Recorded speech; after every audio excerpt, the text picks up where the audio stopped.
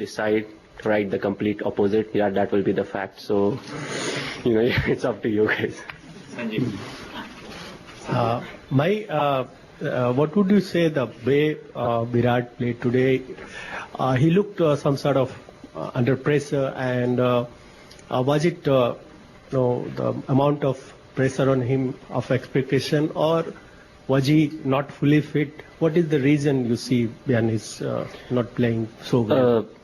Til ka taar nahi banate hain. Let's have the fact, he played a shot, it didn't pay off, and it happens, it happens to a lot of batsmen. Once the opposition puts over 300 runs on the board, and once they have quality bowlers, at some point of time you have to take that risk, and if it pays off, that if it clicks, all of a sudden everything changes. So he played a shot, it didn't pay off, so that's it. I would say it happens in cricket. About fitness, a few of them had a few niggles, but the whole batting unit was 100% fit. Fast bowlers had a bit of niggle, but nothing that really stops them from playing. So there was no fitness issues as such. Subhash. MS, your legacy as an ODI player and skipper will probably be defined by what happened in 2011. Starting with 2007 to 2011 to how this tournament ended, how do you see your legacy as a player and skipper in the ODI game? Frankly, for me, it doesn't really matter. For me, every time I turn up, for me, what's important is to do something special so that, I can be part of, or I can contribute to the win. The top order has done really well, so at times I don't really get opportunity. What we have seen is I've been part of series where I've not actually got to bat. So I feel that was a step that I took, once I realized that it's more difficult for the newcomers to come and bat into the Indian team, if they start batting at 5 and 6. The problem was they're not getting the maturity that's really needed, because more often than not in the subcontinent you don't have enough chance to bat. Last 10 overs you need close to 70, 80 or 90 games to get the same kind of experience, but we started batting them up. Raina was the one we had to push him back because he's a special talent and he can do that work of batting at 5 and 6. I had to push myself back so that Virat, Rohit and Ajinkya could bat up the order, because it doesn't really suit. If we bat up and Ajinkya has to do the job of Suresh Raina or my job batting at 6, it won't really pay off. But overall the health of the batting lineup is good if Jinx is batting at 4, Raina at 5, me at 6. So it was a conscious attempt to make sure that all these youngsters, they bat up the order. So apart from that, what people think about me as a player or what I have done, it doesn't really matter, because till I'm playing, I play for the enjoyment of the game, and I don't really have to do anything with the amount of runs I've scored. The day I pack my bags, I'll pack it and I'll be happy on my bike. Johnson got a few big shots towards the end, but overall it was probably not a very bad performance in the last 10-15 overs. Did you think that total was chaseable? Yes, the reason being I knew the wicket will get slightly better in the second half. When we lost the toss, I was a bit worried where I thought maybe the spinners won't get as much purchase, but I felt Jadeja and Ashwin, both of them, they bowled well. And on the hindsight, the good thing was we got a bit of reverse swing going. So I felt our fast bowlers could have done slightly better, because I knew in the second half, there won't be much of reverse swing. So that's the only reason I felt our fast bowlers could have done slightly better. But once we came back into the game and restricted them to 327, I felt it was a good score. Yes, there was pressure, but at the same time it needed some good batting and good partnership. So it was a gettable score, but it needed some really hard work to get that runs on the board. Last 10 questions in English. MS, an extension of the previous question, Mitchell Johnson got those 27 runs in those 9 deliveries towards the end, and Australia went up to 328. Do you think it would have made a difference to your approach if it was, say, close to, like, say, 300, 310, your approach could have been different and the pressure would have been much lesser? Well, not really, because you can't really say too much of ifs and buts in cricket, because the way they were scoring, it seemed as if they'll score 350 runs. But, we got them out for 320, 330. Yes, if Mitchell won't have scored those runs, it would have been 300, but it still needs a bit of scoring. The reason being, it's a big game, it's a semi-final. Whatever said and done, whenever you're chasing 300 runs, you need to take everything as per the plan. And the only good thing is our batting lineup, they know how to chase 300. It didn't go really well in this game, but, we are one team that has done it quite often. So I don't think that extra 20 runs would have made a lot of difference. Last night.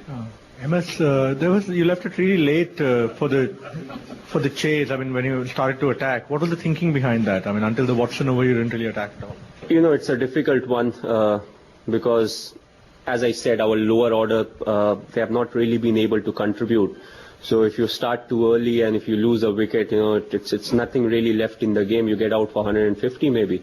So you have to take that risk at the right time. Maybe it was a bit too late, but if mine and Ajinkya's partnership won't have come at that time, we would have packed up for 140 or 150 runs. You mentioned the support staff's role in the beginning. Just wanted to add a little bit to that. In the last 4-5 months, even they've been away from home at the same time as the players have been. Their contribution, if you could just give 1 or 2 examples, how immense has that been, and in the kind of work you've done? we work more as a family. The reason being that's our culture also, and I feel it often helps to have the kind of support staff that we have. The relationship it's not like we have a bowling coach, you have this, you have that, you have a fielding coach. It's more of a friendship that goes on. Dr. Baba is quite strict over here, but with us inside is quite friendly. So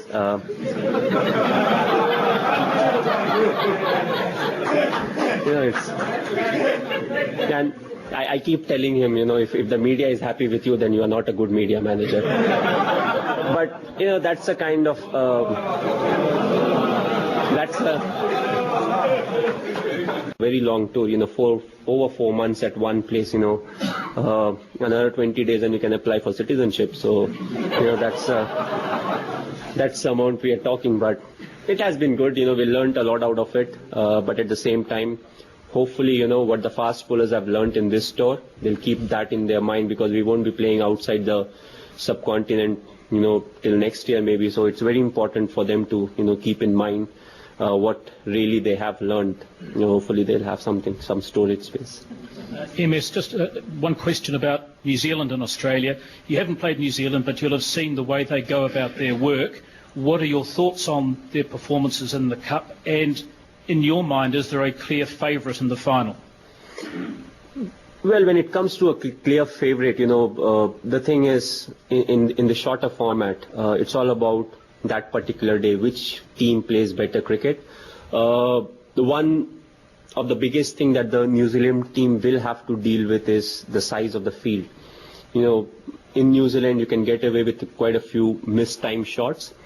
Generally, what we have seen in New Zealand, you get very good wickets. Hamilton is one wicket where it holds on a bit, but other than that, all the wickets have been just fantastic. But when you come to Australia, you get a bit of reverse swing, and at the same time, you may get wickets where, it's slightly too paced, especially if you talk about MCG. So, how to take risk will be something that's very crucial. And, Australia, they have that advantage of knowing the wickets well, and, having 3 left-arm fast bowlers in their armory, because that will certainly help them. But overall, we have seen New Zealand is one side that's a very contributive side. All the ICC tournaments, they do really well. So, hopefully I'll reach back home and enjoy the finals. May the best team win. MS, you've played not just this World Cup, but for a year or so before that under certain playing conditions in ODI cricket. Now that you're out of this World Cup, just talk to us what you think about these playing conditions for this Cup and whether you'd like to see them change beyond. It's my personal opinion. I would like them to change. In the history of cricket, you have not seen 200s, and all of a sudden in 3 years' time, you see 3 200s being scored. A lot of people will say there are a lot of dot balls, that are getting bowled because of that extra fielder inside. So I would say, have the option of having them outside. You can keep all 11 inside, to stop all the dot deliveries. So we have to see, let's not make 50-over game like a T20 game, because I feel even a lot of sixes and a lot of fours also makes it very boring. The main essence of ODI cricket is how you bat from the 15th over onwards till maybe the 35th over. The first 10 and the last 10 doesn't matter. It's more like a T20, but the real essence of ODI cricket is how you bat in the middle over. So you have to make sure that, it's still there present in the game. And I feel, the rules are slightly harsh, maybe slightly more harsh on the spinners, who would like to deceive the batsmen with their flight, look to flight it, challenge them. Now, you have all these batsmen playing sweeps and reverse sweeps and all these different shots, and, they have an advantage. But you want power to dominate, because that has been ODI cricket, more than the soft touches and all. You have the option as a captain, if you like this rule, you can bring the fielder inside. No doubt Team India played very well during the World Cup, all the matches until the semi-final. But the people back in India protesting and doing something like that, what would be the message for the people, and do you feel this is not good and this is bad? Sir देखिए, ना media की बातें ज़्यादा सुनते हैं, न TV यहाँ पे हम देखते हैं, तो we have got very good response. लोग इंडिया से यहाँ पे आए हैं, they have come all the way, they are watching the game, so that's a big victory for us. Last for Madhu. MS, through the tournament, your fast bowlers have used the bouncer very well. In this match, it didn't seem to come off so well. Is it because of the pitch or the strategy, or Australians played it very well? No, I think still we got quite a few wickets. I don't know how many, but I think minimum 3 we got. And if you're getting 7 or 8 wickets and 3 is out of bouncer, we have to take it. I feel we could have altered the length, not the short pitch delivery. I felt at times we were slightly more up than where we should have been, because this wicket was not similar to some of the other wickets that we have played. But as I said, we could have done something better, but it doesn't really matter now. Are you getting a little sick of the sight of Steve Smith scoring centuries, and what would your advice be to New Zealand in the final in that regard, to getting him cheaply? Different teams will have different strategies against him. I don't know what New Zealand's strategy will be, because their set of bowlers is very different. So I think Brendan McCallum, he'll do good enough to have his own set of plans. And I think Vittori's performance will be crucial, because he's somebody, in the middle overs who can really get wickets, and he's not someone that you can easily score off, play the big shots too. So he will be the key factor.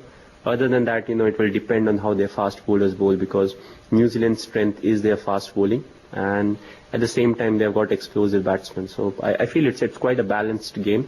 The only thing is Australia, they'll know the condition better than the New Zealand team. But now, most of the team, they tour so much that they know what exactly the conditions will be. Last one in English, Gautam. MS, how emotional is it to surrender the crown which you had won so gallantly and so deservingly on 2nd April night? Well, it's something, that doesn't really belong to anyone. We definitely took it from someone, so somebody took it from us. So, it's as simple as that. And, the best team, takes it for 4 years' time, and then everybody, gets their own plans ready depending on the conditions, and, they challenge the one that has the cup. So that has been the case. It doesn't stay with one for long, but that's how it has been. If we would have played better cricket on this particular day, maybe we would have gone into the finals, but that's how it is. Any international sport, you have to be at your best. If not, the cup gets shared. Last 5 in Hindi. Sunandan Lele, number 2, 3rd Derek, 4th Sidhu, 5th Namit Gupta. माही एक तो हम allrounder के लिए struggle कर रहे हैं, अच्छा allrounder के, दूसरी तरफ फास्ट बॉलर्स का भी जो काफिला है वो छोटा है, तो ऐसे लंबे टूर के बाद पीछे देखते हुए इनकी तरफ ध्यान कैसा देना चाहिए, क्योंकि अगर ये टूट गए तो समझो टीम ही टूट जाएगी. ये प्रॉब्लम काफी समय से हमारे सेटअप में रहा है, क्योंकि जब हम इंडिया खेलने के बाद वापस जाते हैं, डोमेस्टिक चालू होता है, तो सारे लोकल एसोसिएशंस बोलते हैं कि चलो आओ यहाँ पे बॉलिंग करो एंड ऑल. वहाँ पे मॉनिटर नहीं होता फास्ट बॉलर कितनी बॉलिंग कर रहा है. अगर फास्ट बॉलर मना कर देता है तो एसोसिएशन बुरा मान जाती है कि यार इंडिया खेल रहे हो तो आप हमारे लिए बॉलिंग नहीं करोगे. तो प्रॉब्लम्स तो होती हैं, बट अगर आप इंडिया का बेनिफिट के लिए क्या करना चाहिए, तो हमें मॉनिटर करना पड़ेगा कि इनका वर्कलोड कितना है, ये कितने ओवर्स डालते हैं. At the same time Indian domestic के ज़्यादा मैचेस नहीं खेलने चाहिए, क्योंकि ऑन एंड ऑफ खेलने चाहिए, क्योंकि ये सारे फॉर्मेट्स खेल रहे हैं. T20 भी यही फास्ट बॉलर्स खेलते हैं, 50 ओवर भी यही खेलते हैं, टेस्ट मैचेस भी यही खेलते हैं, तो इसमें इंटेंसिटी बहुत ज़्यादा रहती है और